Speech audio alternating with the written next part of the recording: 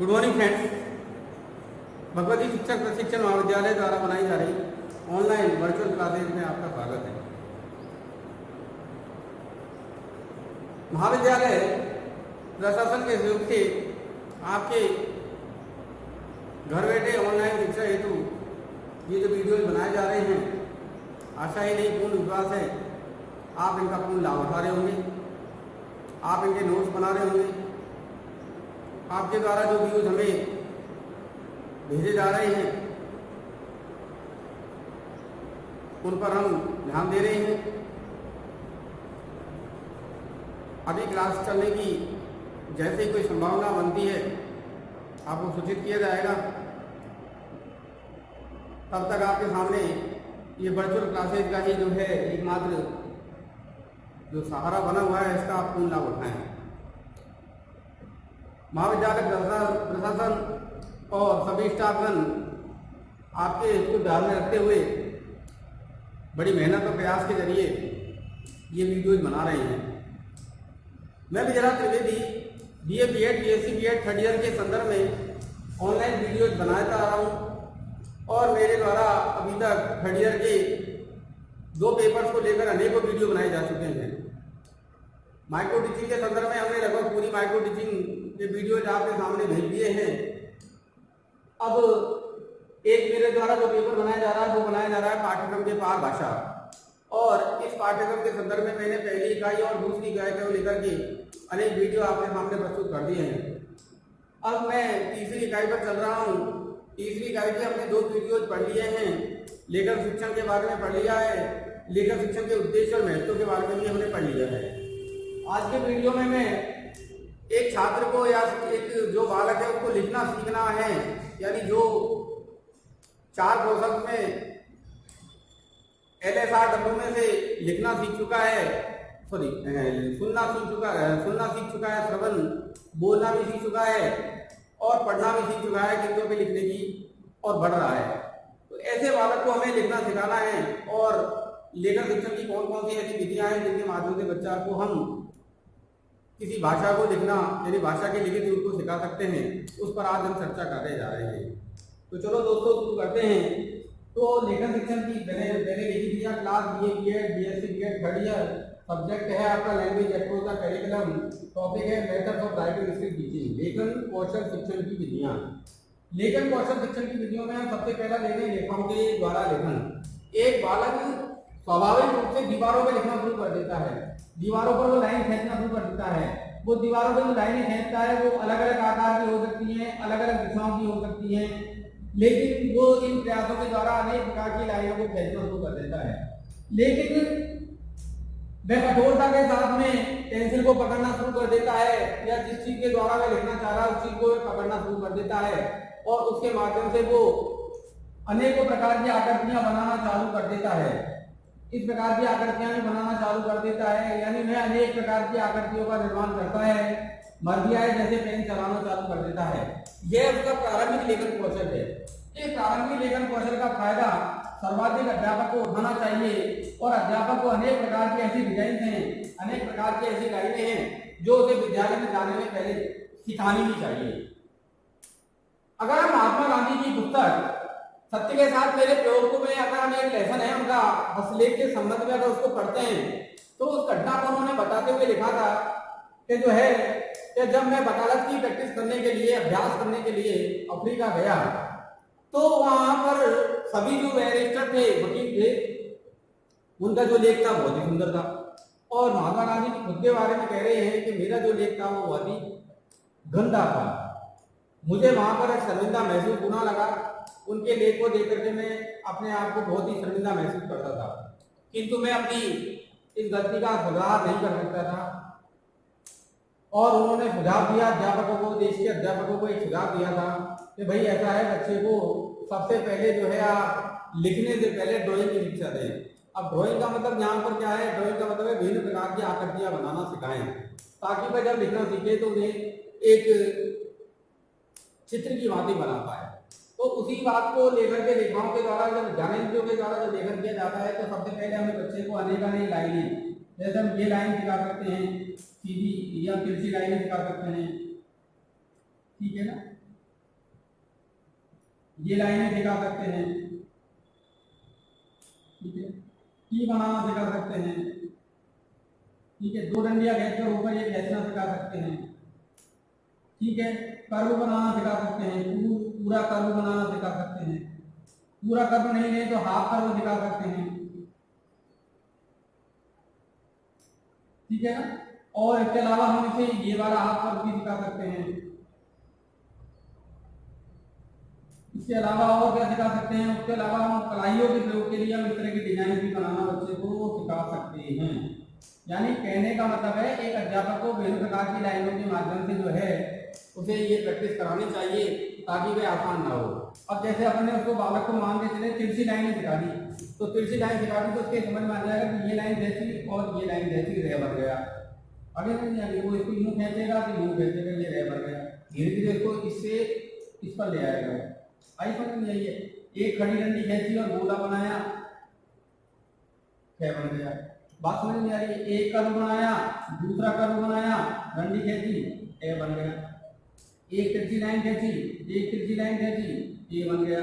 ये कर्व बनाया, ये कर्व बनाया, सीधी लाइन खींची, सी बनाया, कर्व बन गया। ये कर्व बनाया, डी बन गया। ये तो इसका मतलब है विभिन्न लाइनों के माध्यम से वो धीरे धीरे संकेतों को बनाना शुरू कर देता है। तो इसका मतलब हमें समझने की कोशिश करनी चाहिए कि हम कोई भी अक्षर बनाना सिखाएं तो उसके लिए सबसे पहले बच्चे को रेखाओं का प्रयोग करना आना चाहिए, रेखाओं को बनाना आना चाहिए, रेखाओं की विभिन्न स्थितियों को बनाना आना चाहिए। तो हम इस प्रकार से बच्चे को रेखाओं के द्वारा लेखन कौशल का शिक्षण दे सकते हैं। इसलिए पहला जो स्टेज बनता है प्रारंभिक स्तर पर किसी बच्चे को लिखना सिखाने के लिए वो रेखाओं के द्वारा ही बनता है। इसलिए मेरा मानना यही है कि बच्चे को विद्यालय में अगर एक आप अच्छे शिक्षक बनना चाहते हैं, आप किसी एक अच्छे लेखन कौशल के शिक्षक बनना चाहते हैं, तो आप सबसे पहले यही करना चाहिए कि बच्चे को विभिन्न प्रकार की रेखाओं का, खड़ी रेखाओं का, आड़ी रेखाओं का, तिरछी रेखाओं का, कर्व गोलों का, अंडाकार, पूर्ण गोलाकार, अर्ध गोलाकार, विभिन्न प्रकार के जो है प्रैक्टिस कलाई के प्रयास करने वाले कर्व, इन सब की जो है शिक्षा देनी चाहिए ताकि वह बाद में जब संकेतों को बनाना शुरू करे भाषा के, तो वह उन भाषा के संकेतों को आसानी से बना पाए। तो पहली विधि आप लोगों के समझ में आ गई होगी। अब मैं दूसरी विधि की जब बात करता हूँ तो दूसरी जो विधि है वो है अनुकरण विधि। दूसरा मेथड है आपका अनुकरण विधि। तो अनुकरण है, ये दो प्रकार का माना गया है। अनुकरण का मतलब होता है दूसरे की नकल करना या दूसरे के अनुसार चलना। जब हम अनुकरण की बात करते हैं तो अनुकरण को दो भागों में माना गया है, दो भागों में बांटा गया है। कितने भागों में? दो में। तो पहला जो चल रहा है वो है रूप रेखा अनुसार अनुकरण, और दूसरा है स्वतंत्र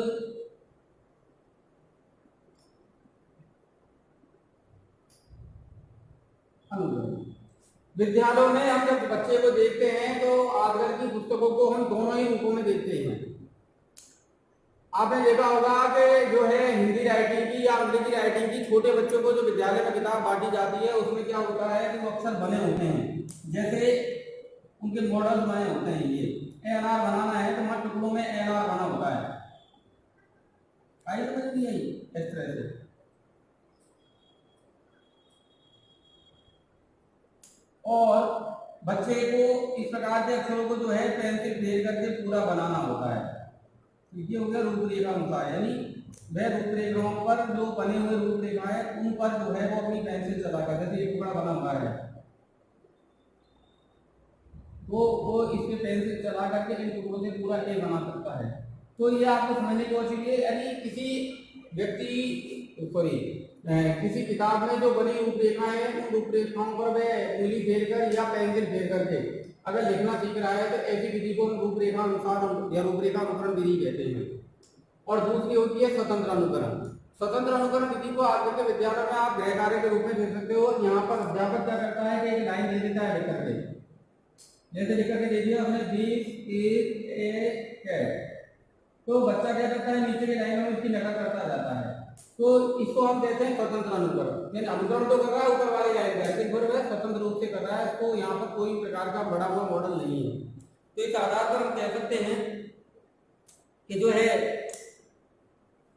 बने बनाए अक्षर पर पेंसिल फेर करके लिखना या उंगली फेर करके बनाना, अक्षर संकेत बनाना सीखना जो है वो रूपरेखा अनुकरण विधि है। और ऊपर वाले या किताब में से देख करके और लिखना, या तो ऊपर की लाइन में से देखकर लिखना या किताब में से देख करके संकेत अक्षरों को लिखना, यह स्वतंत्र अनुकरण विधि है। इसके माध्यम से बालक विभिन्न प्रकार के जो है संकेतों को बनाना सीख जाता है। तो ये दो विधियां आपको समझनी होगी, पहली रेखाओं के द्वारा और दूसरी अनुकरण विधि। अनुकरण विधि कितने भागों में बांटी गई है? दो भागों में बांटी गई है। कौन कौन सा अनुकरण है? पहला अनुकरण कौन सा है? रूपरेखा अनुकरण। दूसरा अनुकरण कौन सा है? स्वतंत्र अनुकरण। रूपरेखा अनुकरण कौन सा होता है? जिसमें पहले से अक्षर बने होते हैं और जिन पर मैं पेंसिल चलाकर लिखा है। स्वतंत्र अनुकरण कैसा होता है? या तो किताब में से देखकर लिखना या ऊपर की लाइन में से देख करके लिखना, इस तरह का अनुकरण स्वतंत्र अनुकरण कहलाता है। तीसरी जो विधि है वो आपकी है मॉन्टेसरी पद्धति।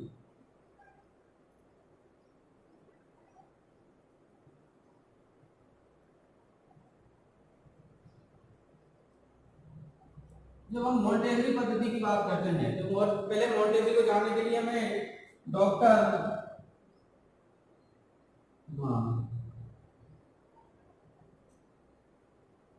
एम मारिया के बारे में बात करनी पड़ेगी। एम मॉन्टेसरी के बारे में बात करनी पड़ेगी। इसके बारे में अगर हम चर्चा करने की कोशिश करें तो सबसे पहले इतिहास से अगर हम देखने की कोशिश करें तो ये जो है इटली की प्रथम महिला एम्बिगस मानी जाती है। उस तत्कालीन युग में मुसोलिनी का समय था। मुसोलिनी एक तानाशाह था और उसने इस तरह का माहौल बना दिया था कि जो है कोई भी महिला बहुत अधिक शिक्षा प्राप्त ना कर सके, और विशेष तौर पर चिकित्सा के क्षेत्र में उसने महिलाओं के जाने पर पाबंदी लगा दी। मॉन्टेसरी को डॉक्टर बनना था, एमबीबीएस करनी थी, मेडिकल क्षेत्र में जाना था और वहां पर रोक लगी थी। तो इन्होंने क्या किया, अपना जो नाम था, सरनेम था मारिया, वो गायब कर दिया और उन्होंने केवल डॉक्टर एम मॉन्टेसरी नाम से एडमिशन ले लिया। और इन्होंने जो है वस्त्र भी लड़कों की तरह ही पहने, हेयर स्टाइल भी सब लड़कों की तरह पहनी और रहन सहन भी इन्होंने लड़कों की तरह ही रखा।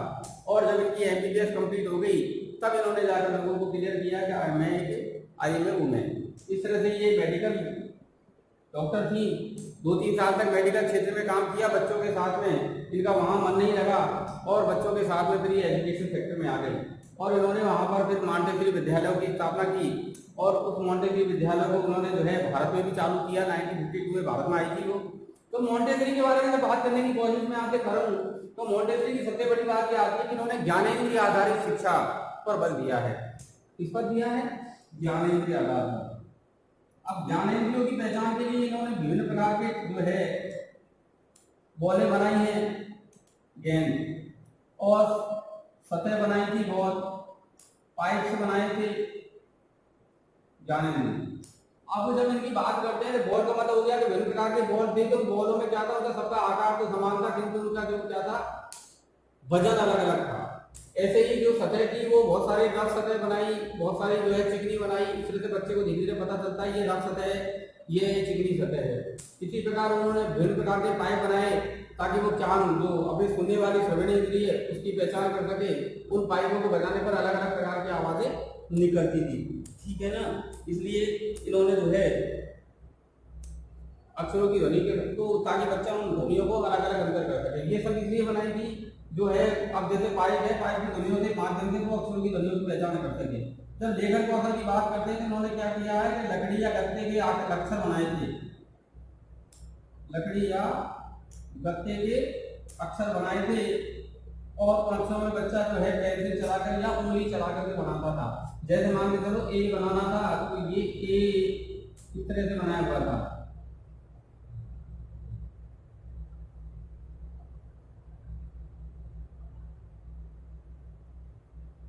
अब इससे बच्चा उंगली चला करके ए बनाना सीखता था। आगे समझिए, जैसे ए अनार बनाना था तो ये ए अनार इस तरह से बना हुआ था।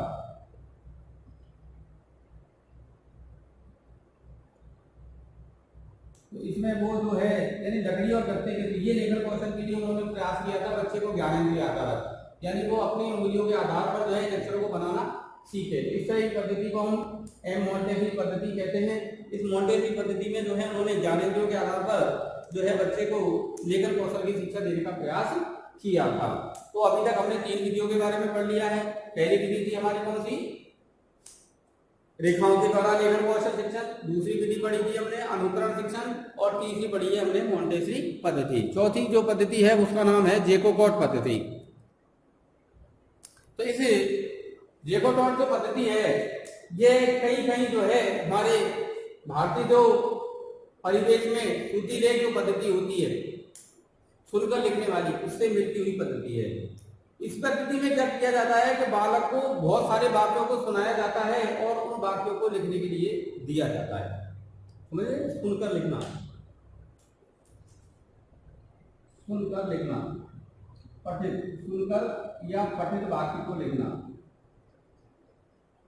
तो क्या होता है कि जो है बालक को विभिन्न प्रकार के वाक्यों को या विभिन्न प्रकार के वाक्यों को पढ़ाकर या सुनाकर के उसको लिखने के लिए अभ्यास कराया जाता था, और धीरे धीरे वो अशुद्धियां जब लिखते थे तो उन अशुद्धियों को सुधार किया जाता था, और इस प्रकार वो धीरे धीरे जो है वो लिखना सीख जाते थे। तो इस प्रकार से जैकोटॉट पद्धति एक ऐसी पद्धति है जिसमें बालक को विभिन्न प्रकार के वाक्यों को सुनाया जाता था, उनकी एक एक अशुद्धियों को पहचाना जाता था, और उसके माध्यम से उसे विभिन्न प्रकार के अक्षरों, शब्दों और वाक्यों को मिलकर वाक्यों को लिखना सिखाया जाता था।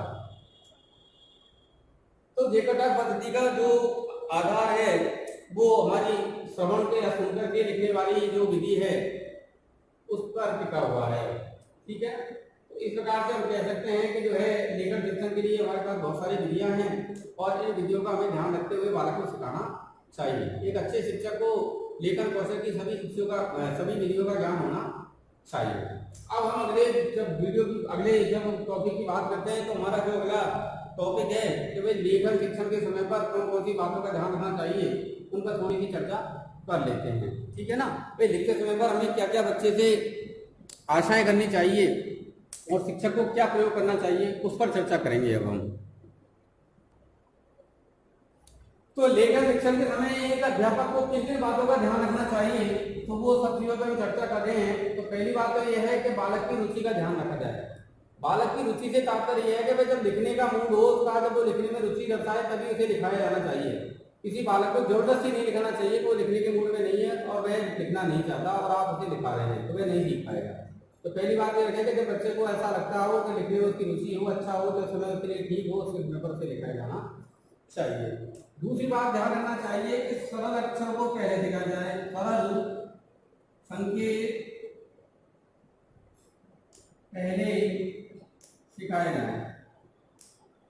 ठीक है ना भाई, ऐसा नहीं है किसी भाषा में जिनकी बनावट सरल हो उन अक्षरों को, उन संकेतों को बालक को सबसे पहले सिखाया जाना चाहिए, कठिन संकेतों को बाद में सिखाया जाना चाहिए।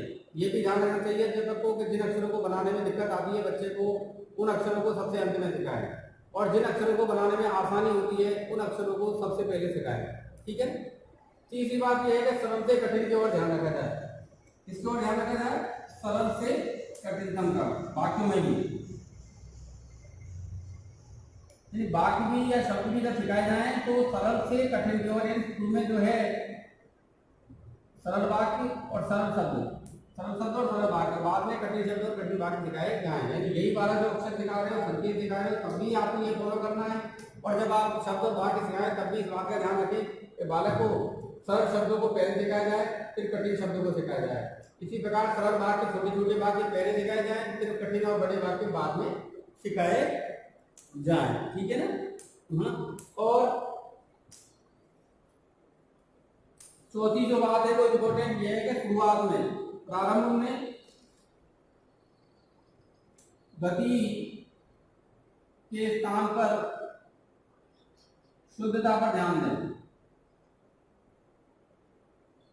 तो छोटा बच्चा देखें तो ये नहीं देखें कोई अक्षर को बनाने में कितना समय ले रहा है, गति को नेगलेक्ट कर दें, लेकिन उसकी शुद्धता पर ध्यान दें कि उसने जो बनाया है वो सही बनाया है या नहीं बनाया है। चाहे वो समय लेकर के बना रहा है, चाहे दोबारा मिटाना पड़ रहा हो, अगर गलत बनाया है तो एक करके दोबारा सिखाया जाए। तो इसका मतलब हो गया प्रारंभ में गति के स्थान पर बच्चे की शुद्ध, ये नहीं देखें वो कितनी जल्दी बना रहा है, ये देखें कि वो कितना शुद्ध बना रहा है, तो शुद्धता पर ध्यान दें, ठीक है ना।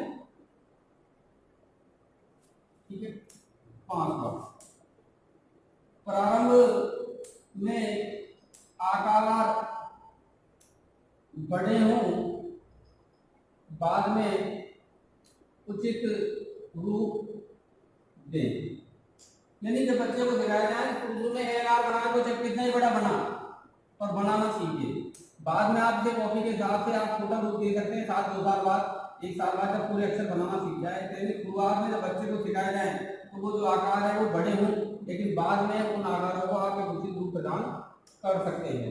समझ में आ रही होगी मेरी बात को। तो मैं ये कहना चाह रहा हूँ कि बच्चा शुरुआत में दिखाई दे तो इस बात पे ध्यान ना दें बहुत बड़े अक्षर बना रहा है या बहुत ही छोटे अक्षर बना रहा है, उस समय पर आकार पर ना ध्यान दें, कोशिश करें कि बड़े से बड़ा आकार बनाए ताकि वो, और बाद में उसको जब सीख जाए सभी अक्षरों को तो फिर उसे धीरे धीरे नियंत्रित अवस्था में लाएं और एक उचित आकार के रूप में उनको सबको सिखाने का प्रयास करें, ठीक है ना।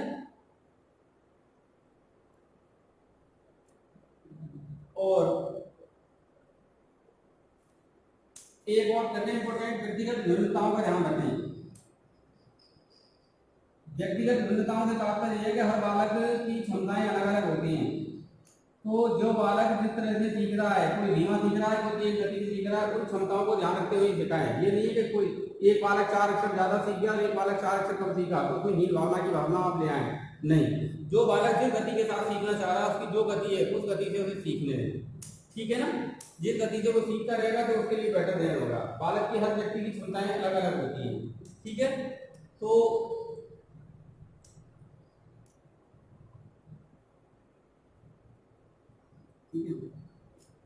एक बात और लास्ट ध्यान रख लें कि लिखते समय पर उन्हीं अक्षरों या वाक्यों को लिखना है जिनका वो प्रयोग करता है, ठीक है। जैसे प्रयोगित संकेतों का सहारा लें, जैसे हम कहते हैं ना एनआर वाला, तो बच्चे को अनार दिख जाता है घर में, आम वाला तो आम देख लेगा। इसी प्रकार से तैयारी जैसे A for apple, B for book, ये सामान्य संकेतों का सहारा ले लिखते समय पर, ताकि उन्हीं चीजों को ज्यादा सिखाएं ताकि वे आसानी से अनुबंधित होकर के लिखना सीख जाए। तो आज के वीडियो में हमने 2 बातें सीखी। पहली बात, लेखन शिक्षण की अध्यापक को कौन कौन सी विधियां हैं, मैं आपको दोबारा सुना दूं। पहली विधि थी रेखाओं के द्वारा शिक्षण, यानी सबसे पहले रेखाओं का शिक्षण कराया जाए, फिर उसे अनुकरण शिक्षण कराया जाए और अंत में मोंटेसरी विधि और जैकोटेट विधि का प्रयोग करके उसे जो है पूर्ण से लिखना सिखाया जा सकता है। उसके बाद में हमने लेखन शिक्षण के समय पर कौन कौन सी बातों का ध्यान रखना चाहिए, मैंने पहले ही बताया। सरल से कठिन की ओर, आसान, व्यक्तिगत भिन्नताओं का ध्यान रखें, ठीक है ना। तो इन सब चीजों का ध्यान रखते हुए आप शिक्षण करा सकते हैं। अगले वीडियो को फिर हम कल देखते हैं कि जो है लेखन कौशल के कितने प्रकार है उसके बारे में चर्चा करेंगे, ठीक है।